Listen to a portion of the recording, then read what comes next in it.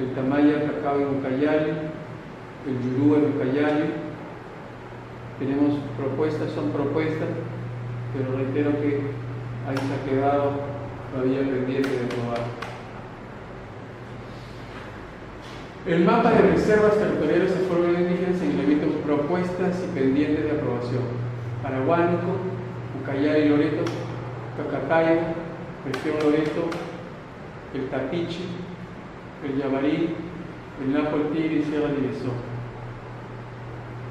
Reservas territoriales que, reitero, falta también pasar por un tema de documentación pendiente de resolver por el Estado y simplemente se queda como propuesta. Territorio integral por pueblos indígenas, iniciativa que es CORPI, que es la institución que se encarga de ver todo el tema de lo que significa el estudio antropológico, el estudio jurídico y la cartografía en mapas. Entonces tenemos proyectos que ya se están haciendo cargo de esto que está acá. Existe un corredor territorial de pueblos en reglamento y contacto inicial. Esto es lo que está acá.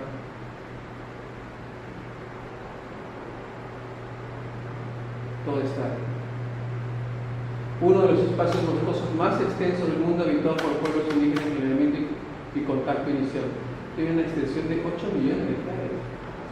Se localiza en la Amazonía peruana y también brasilera, entre los departamentos Callao y Madrideos, Cusco, entre el Perú y el estado de Acre en Brasil. Es grande, realmente es bien grande. Acá tienes Perú, pero acá coge un pedazo. Y es todo corredor.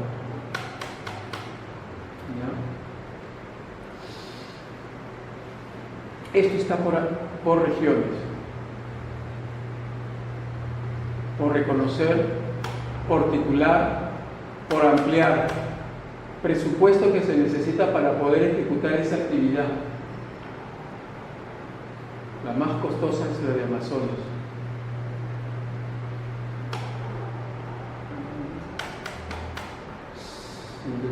No, la de Loreto es la más costosa. Estamos hablando de 15 millones, un montón de dinero. Eso es lo que falta todavía. Sí, sumando. Por reconocer 350. Por reconocer, no tienes nada.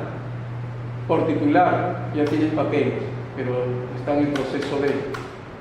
Acá tienes papeles, pero estás pidiendo ampliación. Total, 1.240. El presupuesto que se falta. Este es el presupuesto de dinero que se necesita. Reservas territoriales en hectáreas, reservas comunales en hectáreas. En Amazonas por reconocer 26, una en Huánuco, Loreto es regular. Pasco 10, Madre de Dios 3. Loreto, definitivamente es muy fuerte la cantidad en Loreto. Falta muchísimo en Loreto. Propuesta estimada por departamento al 80%. Y acá me da presupuestos totales. Presupuesto estimado para trabajos de campo y gabinete sin incluir el requerimiento de las regiones agrarias. Acá va un tema interesante. Acá hay que destacar, requerimos un análisis químico, un análisis físico, parte biológico, medir, etc. La pregunta de dónde sale el dinero si la comunidad nativa no tiene este dinero, ¿quién lo paga? El Estado. Supuestamente el Estado no tiene plata, ¿quién lo paga? La GORE, entonces. Mucho menos. Esto es aporte. O en el financiamiento Estado. Pero esto es contradictorio, porque supuestamente los hermanos nativos, las comunidades nativas están liberadas de todo pago. Entonces, este dinero que dan los aportes debería dar para la infraestructura y desarrollo, pero sin embargo se lo dan al Estado porque el Estado se justifica diciendo no tengo dinero para hacerlo. Pero más que no tengo dinero es que a través de los años el Estado se ha acostumbrado a recibir aportes de afuera para poder avanzar. Esto en algún momento se debería ya liberar. Pero no se supone que también tienen que rendir cuentas para la SOE. Una cosa es la VG, que es voluntaria para proyectos, y otra cosa es el Estado mismo, es la obligación por parte del Estado. Y siendo que las comunidades nativas están liberadas, el Estado debería de asumirlo. Entonces hay que tener en cuenta que el Estado no está cumpliendo con sus obligaciones frente a las comunidades. Es como si me preguntara en cada canon minero o petrolero en determinadas regiones cuánto de ello está asignado a las comunidades nativas, o es como si le preguntara yo al Ministerio de Cultura, al de Educación y al de Salud cuántos proyectos existen para las comunidades nativas en temas de desarrollo y crecimiento.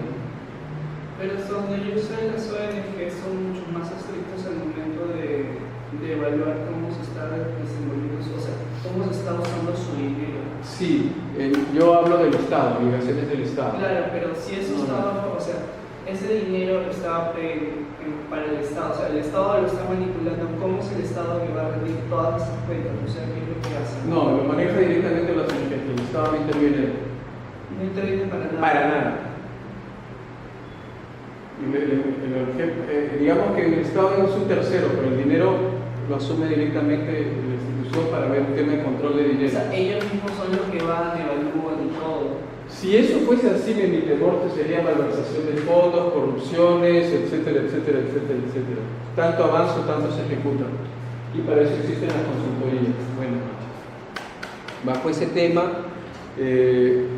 no hay, digamos, eso, no hay un tema de desconfianza. Si yo analizo la problemática en este diagrama, en esta pequeña figura, sí se puede ver, mira, lo lamento, pero el gobierno no puede derogar los decretos porque eso es potestad del Congreso. Me refiero a un tema ya de los decretos legislativos y de normas. Las comunidades nativas reclaman y dicen, lo lamento, pero el gobierno no puede derogar los decretos porque eso es potestad del Congreso. Le traslada a los ministros, le dicen a los congresistas. ¿Qué es lo que dice? Lo lamento, pero el Congreso no puede derogar los decretos si no lo pide el gobierno que los envió.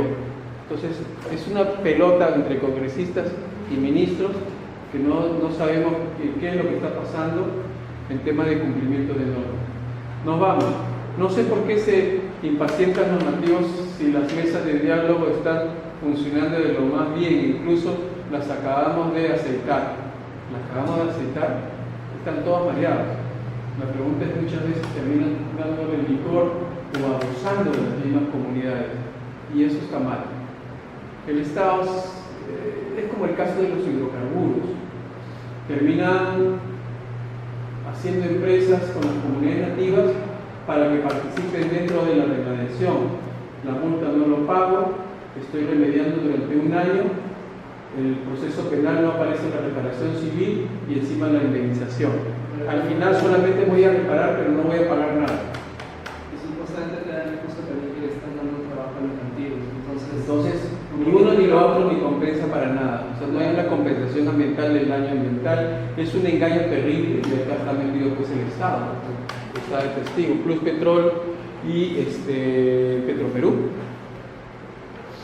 Entonces tenemos pueblos indígenas y medio ambiente, tenemos 20 millones de hectáreas por titular, comunidades indígenas aún no son reconocidas.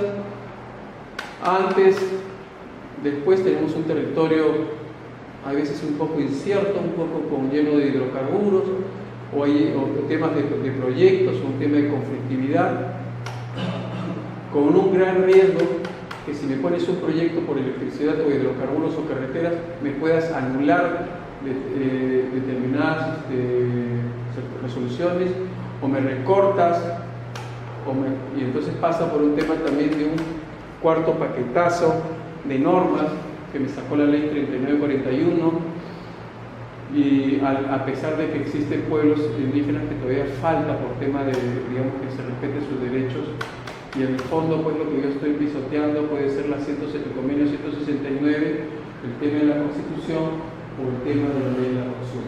Entonces, estos son conflictos potenciales para todo lo que son las federaciones y comunidades nativas. Salió en un tema de la Ley de Promoción e Inversión para el Crecimiento de la Economía y Desarrollo Sostenible, ha sido servidumbre sobre terrenos seriazos de propiedad estatal para proyectos de inversión. El titular de un proyecto de inversión solicita a la autoridad sectorial competente el tema de la servidumbre. Pero ¿qué pasa si esto está en un área de la posesión, en un área de la comunidad nativa? Voy a obligarlo. Tengo que darle protección del derecho de vida y localización, y entonces voy a tener a la larga comunidades nativas afectadas en sus áreas con sus documentos de posesión. Entonces se ven recortados en sus derechos. ¿Qué es lo que sucede? Van al proyecto de catastro, titulación y registros de tierras rurales en tercera etapa, el PTR3, y dice la comunidad nativa por un camino. Titulación, le dices, su título todavía no sale, dense una vueltita el próximo año. Sin embargo, esta misma institución le dice, estas tierras no tienen títulos, tómenlas ustedes para sus inversiones. Acá está proinversión. Entonces, muchas veces podemos engañar a las comunidades nativas y teniendo en cuenta un poco, yo diría, de esa estabilidad, dudando de esa estabilidad jurídica. Esto lógicamente que sale en la prensa y es una reflexión que puede salir. Demanda de titulación, pero esto hay que pensarlo bien. Demanda de titulación que sería atendida por el proyecto PTR, todos estos Amazonas, Apurímac, Cusco.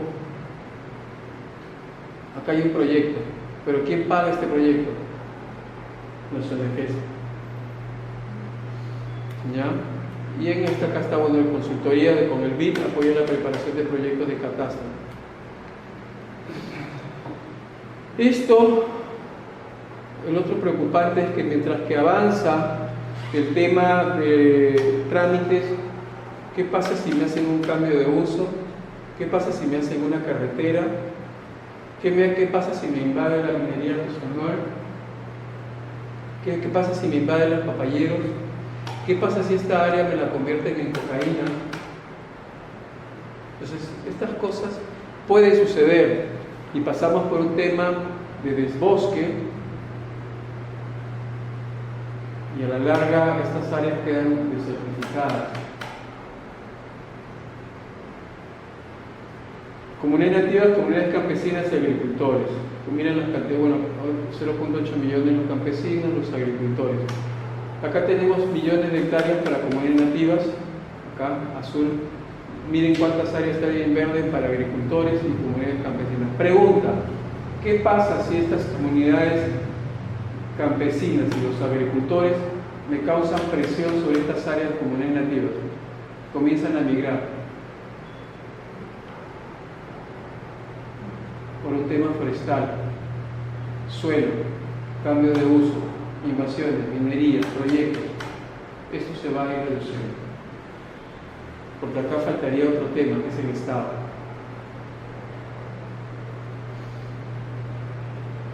¿Cómo se prioriza la atención de la demanda del modelo de tenencia individual? O sea, también hay que tener en cuenta que, ¿se acuerdan cuál era la región más desertificada, con mayor impacto? Era San Martín. Sí. Pero es la que actualmente se le está dando, digamos, muchísimo más fuerza o priorizando el tema de, por ejemplo, el tema de ordenamiento forestal, que ya se está avanzando. Esta es una propuesta, pero individual, se superponen los bosques con mayor densidad de carbono. Interesante. Y este es un cuadro que me va a delimitar todo el tema de cartografía, de marcación de títulos, de líneas de titulación, en porcentajes. Gestión social, soporte geodésico, etc. Un poquito más dividido el paquete en hectáreas, o mejor dicho, en porcentajes que requieren, digamos, unidad ejecutora. Si, digamos, habría que dividir toda la cantidad de hectáreas que estamos para trabajar como pueblos. En caso de las comunidades nativas es más complejo debido principalmente a su clasificación de tierras que se requiere hacer y la imposibilidad de entregar títulos para el territorio de manera integral. Lo que pasa es que acá te obliga, no me obligan, sino que previamente, si te voy a dar posesión, necesito clasificar el área, acuérdense, por patrimonio forestal. Ese porcentaje que te voy a dar en posesión, previamente yo lo tengo que clasificar. Entonces, ese suelo forestal va a pasar en posesión, ¿ya? Entonces, pero requiero clasificarlo. Pero debe debatirse a profundidad, pues ha sido cuestionado debido a que no se respeta el espíritu del convenio 169. ¿Por qué? Porque la mayor parte del área que te voy a dar en posesión es forestal y la parte que te voy a dar como título es mínima. Yo diría que hasta 20% y el 80 o 70% que te lo voy a dar en posesión. Y si yo encuentro que lo estás haciendo mal uso, te lo quito. Proyectos planeados en el Marañón, por ejemplo, para poder sector, por ejemplo, hidroeléctrico, todas las actividades que podrían impactar dentro de las comunidades, pero como consecuencia de esto me traerías un embalse si yo hago un sector hidroeléctrico. ¿Y cómo quedarían las comunidades nativas? Por impactos directos, indirectos y ambientales. O si hacemos una hidrovía amazónica, ¿cuántas comunidades podrían quedar afectadas? Entonces, esos impactos grandes, carreteras grandes, es donde tenemos que preocuparnos.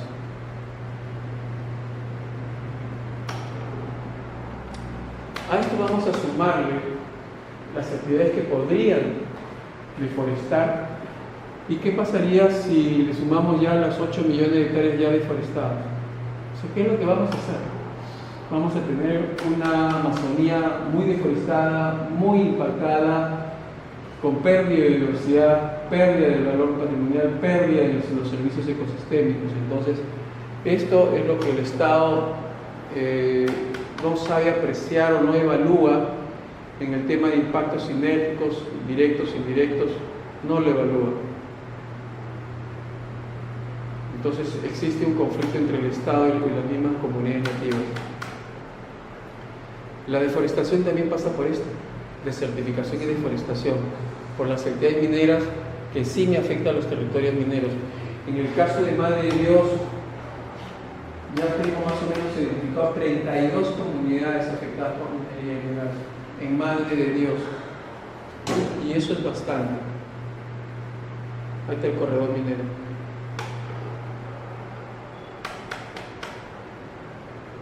Y acá tengo otra amenaza dentro del corredor del Cóndor, la cordillera del Cóndor, que también estarían comunidades de Aguapún y Huampis, y en la provincia de Condoncar, que en la región Amazonas también estaría afectada por minería.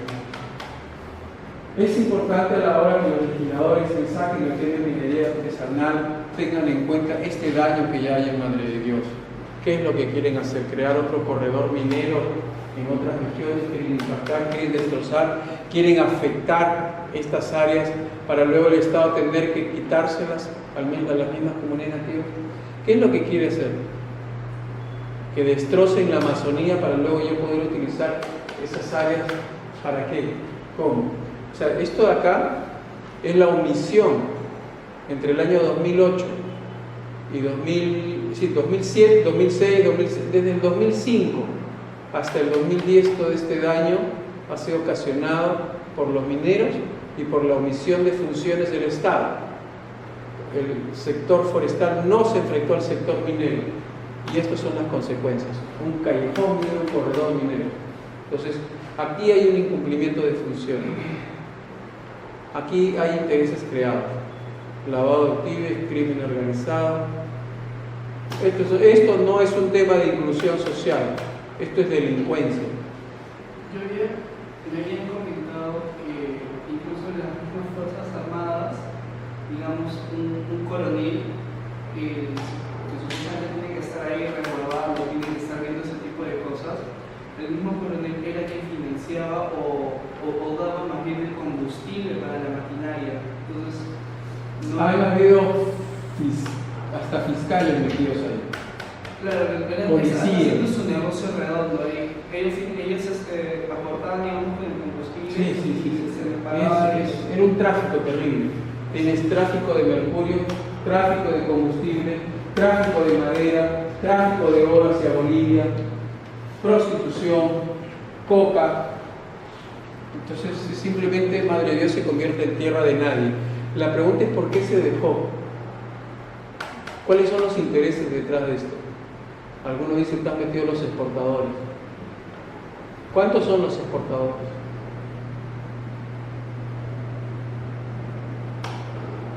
¿Por qué no fiscalizó el Estado? ¿Qué intereses ocultos hubo acá? Y intereses muy fuertes. ¿Cuánto es crimen organizado y lavado de activos detrás de todo esto?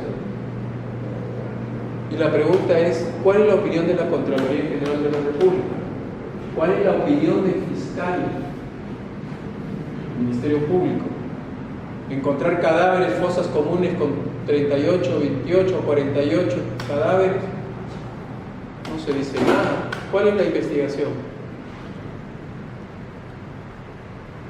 La palma aceitera también me ha ocasionado cambio de uso. Más de 150.000 hectáreas de bosques primarios de la Amazonía de Perú están en peligro ante el aumento de plantaciones de palma aceitera. O sea, ya no es un bosque secundario ni bosque primario, y sin embargo vas ahí y resulta que es un bosque primario.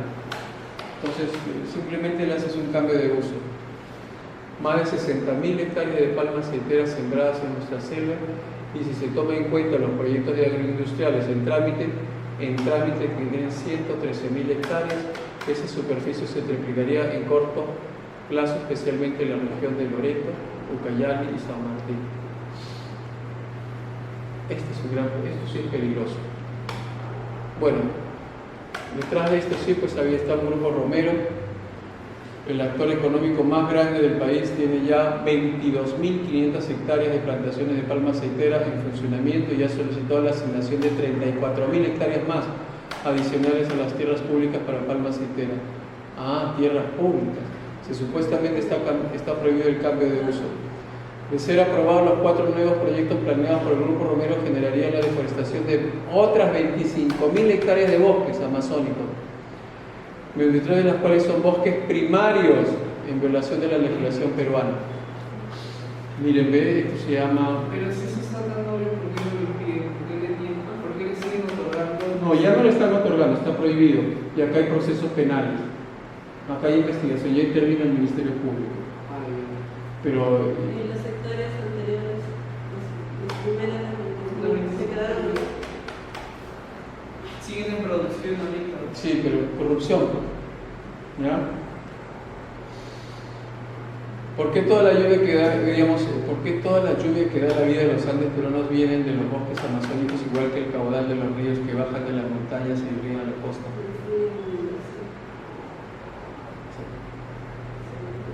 La lluvia viene, bacán, pero si yo deforesto, Lo que tenemos ahorita. corto el circuito hidrográfico, ¿no? Acá la temperatura va a aumentar terriblemente. ¿Sí? Y nuevamente tenemos cambio climático. Esto hay que tener mucho cuidado. En el cambio climático, por ejemplo, ya el Amazonas ya llegó a una altura, como vean ustedes en Google, el Amazonas ya está en un nivel bastante alto, con un riesgo a inundación. Sí. Comunidades nativas versus deforestación comienza a avanzar. Tenemos definitivamente muchas áreas reforestadas, y si lo ponemos así, lo que tengo es un conflicto de intereses, de riesgos. A esto le puedo sumar otro mapa de minero, otro mapa forestal, otro mapa de análisis de ecosistemas frágiles, de invasiones, de coca, etc. Y lo que tengo a la larga, pues, es un análisis de riesgo potencial para el tema de deforestación o desertificación y de impactos. La importancia de garantizar y apoyar los territorios indígenas. Primero, que es una garantía de conservación. Que tengo a alguien que se va a quedar ahí, no me lo va a deforestar. Hay un mantenimiento, si es orgánico, no cuesta nada para los estados. Son milenarios y continúan manteniendo sus propios territorios a largo plazo. Son una fuente de riqueza sostenible para los estados. Son un patrimonio cultural y ambiental de importancia global. Son espacios de gobernabilidad y estabilidad social. Entonces tenemos 20 millones de hectáreas que, si se requiere, demandas territoriales todavía pendientes de efectuar. Son estas maderas. La verdad que es un tema de tráfico de madera también. Estarían detrás de estas maderas. Este es un tema de la solución que al final queda uno en ver y en evaluar no solamente el patrimonio forestal, sino que estamos hablando de gente, personas, ciudadanos, familias, culturas que viven dentro del bosque. Entonces, que requieren de cierta atención, yo diría que de mucha atención. Por eso preguntaba de cuántos proyectos están detrás digamos, de asistencia. Muy pocos hay proyectos de desarrollo, casi todos vienen a partir de las mismas ONGs.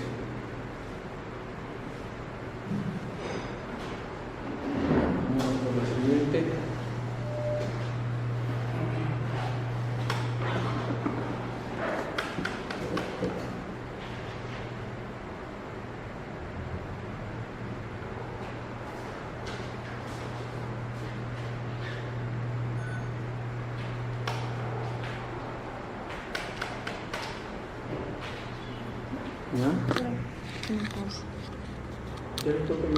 Sociales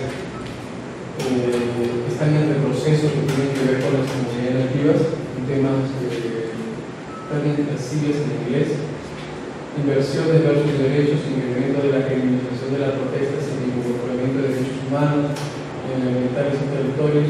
Hay un tema de nuevas reglas por parte del Estado, chocan inversiones con derechos.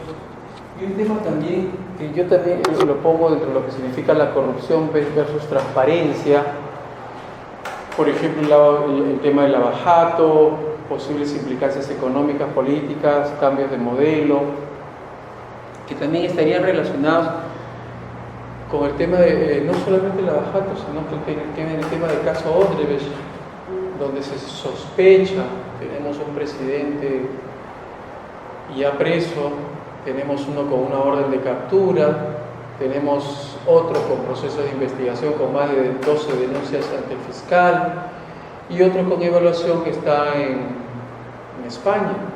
Entonces, tenemos, pero también el tema de Odebrecht resulta que es a nivel latinoamericano, pasa por un tema de inversiones y derechos y algo está pasando. Y en casi todos tenemos que ver el tema de recursos naturales, sea por el tema de suelo, de electricidad, de carreteras, y saber qué decisión vamos a tomar, una toma de decisiones de políticas nacionales sectoriales, si vamos a atropellar las consultas previas, como el tema de participación, o el tema de políticas regionales, o poca transparencia limitada participativa o nula de consulta previa. Y hablamos de estudios de impactos ambientales que o no los hacemos participativos, o sí hacemos la transparencia y la aprobación, hacemos la aprobación, la vigilancia, el estudio de impacto ambiental, se cumplen las normas, o simplemente lo hacemos muy limitado y comenzamos a cortar tanto a nivel de exploración o vigilancia, explotación, o inclusive el mismo monitoreo lo podemos recortar. Acá tenemos contratos o concesiones, pero ¿qué partido vamos a jugar el Estado? ¿Qué partido? ¿Qué posición va a quedar? Toma de decisión o implementación de decisiones y proyectos. ¿Dónde nos quedamos? ¿Cómo queda esto el tema de los proyectos? Aquí hay mucho que decir pro inversión y el tema de los proyectos. Acuérdense del caso de Bagua, la 1090. El otro tema es que muchas veces encontramos espacios regionales reducidos, ya no hay en dónde concertar o mesas. Acá, en temas forestales, es las mismas regiones, la misma que tiene que viajar a Lima para poder hablar en temas forestales. Pero ¿acaso las comunidades nativas se unen para tener que ir hasta Lima? No solamente está IDC, sino que están todas las demás federaciones que hemos visto desde un inicio. Entonces pasa por un tiempo de fortalecer las redes con mensajes políticos y técnicos claros, con nueva regla de juego, participación en planteamientos versus participación en monitoreo. Hay que evitar el tema de la confusión o el tema de la participación pública y los acuerdos de apuestas y población local. Si queremos desarrollar, tenemos que partir de una participación, debemos trabajar en participación en las decisiones políticas en el uso del territorio, del espacio, Tenemos que trabajar en vigilancia y monitoreo de las políticas y proyectos, monitoreo y vigilancia indígena, e incluir nuevos actores, movimientos urbanos. Desafíos de las comunidades se implementan sectorialmente en el Perú.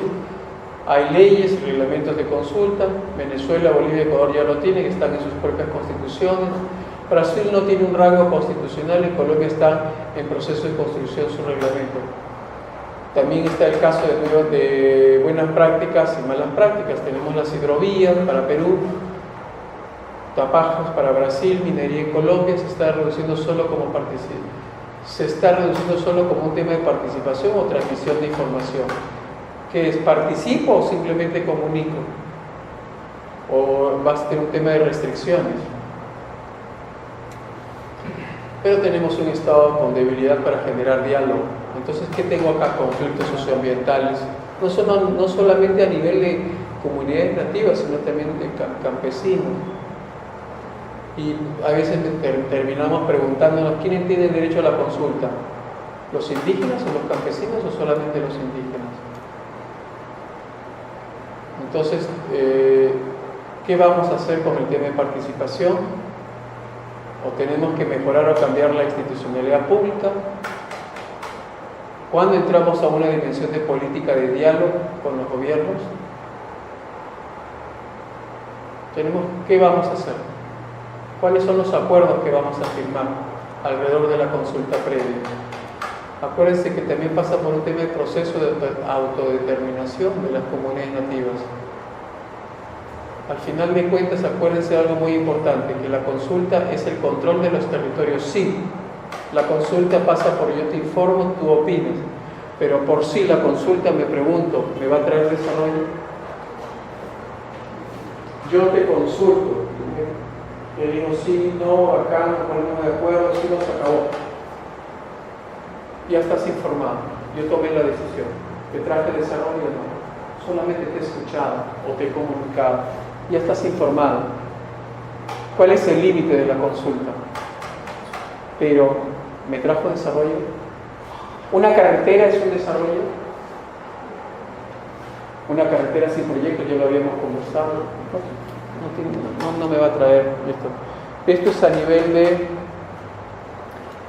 temas un poquito, es una comparación a nivel latinoamericano de lo que está sucediendo en el tema de consulta.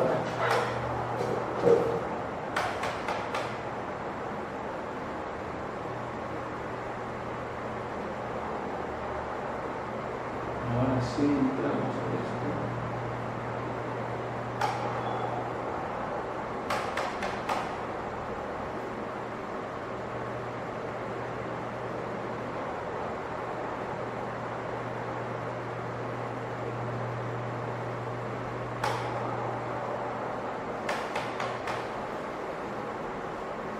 Es importante entender no solamente el hecho de que se requiere cumplir determinados permisos, porque el Estado tiene que cumplir un trámite de convenio 169, consulta previa, pero al final termina yéndote al Tribunal Constitucional. Encima salen los decretos legislativos, pero estos decretos legislativos muchas veces no están publicados, o sea, no han pasado por un tema de consulta previa. Veamos un poco los derechos de los pueblos indígenas y las comunidades nativas y al acceso a la justicia. ¿Hasta cuándo realmente pueden tener acceso a la justicia? Vamos a ponerle un marco legal, un índice a esto. Vamos a ponerle un tema de derechos humanos, derecho a los pueblos indígenas, derecho a los pueblos indígenas y el tema de justicia. Cuando hablamos de marco legal, nos vamos a referir a algo más antiguo que el convenio 169, que es la Declaración Universal de los Derechos Humanos del año 48, la Americana de Derechos y Deberes del Hombre en 48, sobre derechos humanos la del 69 y el convenio 169 de la OIT. Hablamos de un conjunto de normas internacionales y de convenios y de declaraciones que hablan de pueblos indígenas y tribales de países independientes, de ratificado por una resolución legislativa para el caso Perú, la 26253. Pero el tema indígena cae lógicamente de un tema de derechos humanos, no lo vamos a partir. En la Constitución del 93 y luego la Ley de Comunidades Nativas del año 78, la 22175. Los derechos humanos, ¿cómo entender el tema ambiental y colocarlo dentro del derechos humanos? O sea, la parte ambiental lo tengo que colocar como un derecho. Son derechos que se fundan en la dignidad de los seres humanos, son derechos que corresponden a todos los seres humanos, que tienen validez para todo tiempo y lugar, sin distinción de origen y raza. Son derechos humanos. ¿Qué son? Son la norma básica de un ordenamiento jurídico de la sociedad. Son derechos que están reconocidos y consignados, en este caso en la Constitución. ¿Cómo se clasifican en derechos civiles y políticos? ¿Alguien se recuerda en la Constitución? Dice, toda persona tiene derecho a algo, y ahí aparece toda una cifra de lo que significa un ambiente sano y todos los derechos civiles y políticos. Libertad, cuya protección y cumplimiento garantizan mediante la intervención del poder público, por ejemplo la Defensoría del Pueblo.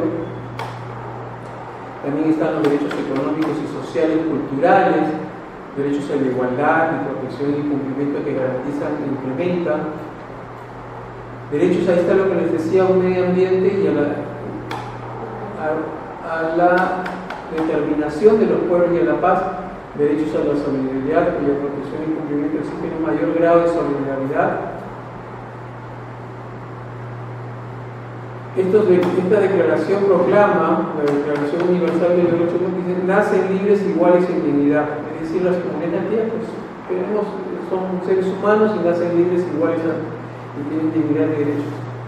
Por lo tanto, toda persona sin distinción tiene derecho a la libertad y proclamado entre ellos el derecho a un recurso efectivo ante los tribunales nacionales competentes que la amparan. Entonces tenemos que todos los nativos y los no contactados también tienen derechos. ¿Ya? Dentro de la Declaración Americana de Derechos Civiles del Hombre me dicen que todos los hombres nacen libres, también me dicen que todo humano tiene otros derechos. Ellos mismos me proclaman que toda persona puede acudir a los tribunales para hacer valer sus derechos, cualquier persona. Debe disponer de un procedimiento sencillo y breve a la justicia. ¿Qué me dice la Convención? Que reconoce la garantía de los derechos a libertad, igualdad de los derechos civiles, políticos, económicos, sociales y culturales. Pero acá hablamos también, incluido el tema de los nativos, o sea, ellos tienen todos estos derechos. A un recurso sencillo, rápido, efectivo, jueces y tribunales competentes contra los actos que violan los derechos fundamentales. La Convención Americana de Derechos Humanos, hablamos de estados partes, se comprometen, los estados ya hasta se comprometen a garantizar que la autoridad competente prevista para el sistema legal del Estado decidirá sobre los derechos de toda persona.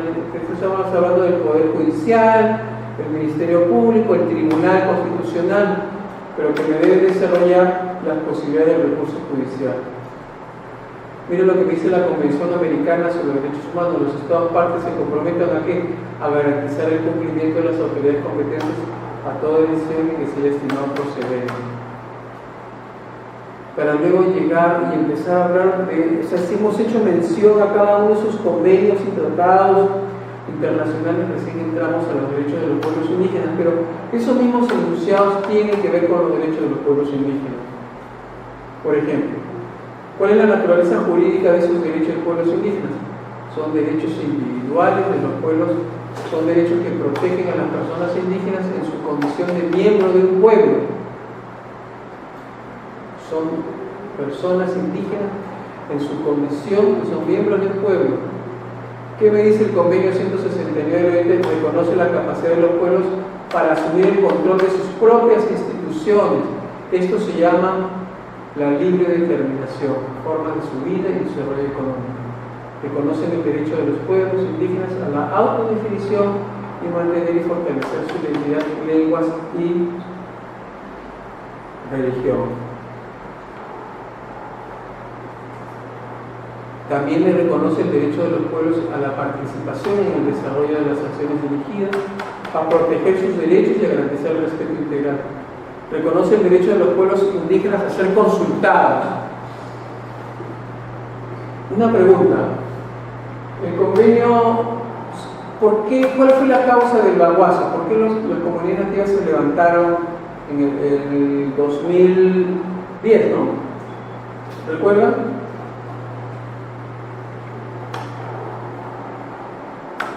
¿Cuál fue la causa de las comunidades nativas se levanten? Relacionado a la consulta previa que se estaba omitiendo, me parece. Sí, ya. ¿Qué presidente estaba ahí? García. Sacó su ley forestal. Sí. ¿Recuerdan el número? No. La 1090. ¿Ah? Está en el colegio. ¿Sí? No, ya está en la universidad.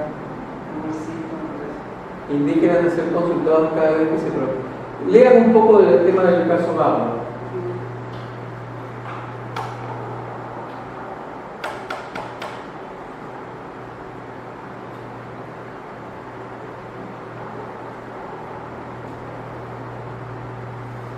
Asimismo, reconoce es una legislación, hay que tener que reconoce la relación especial que tienen los pueblos.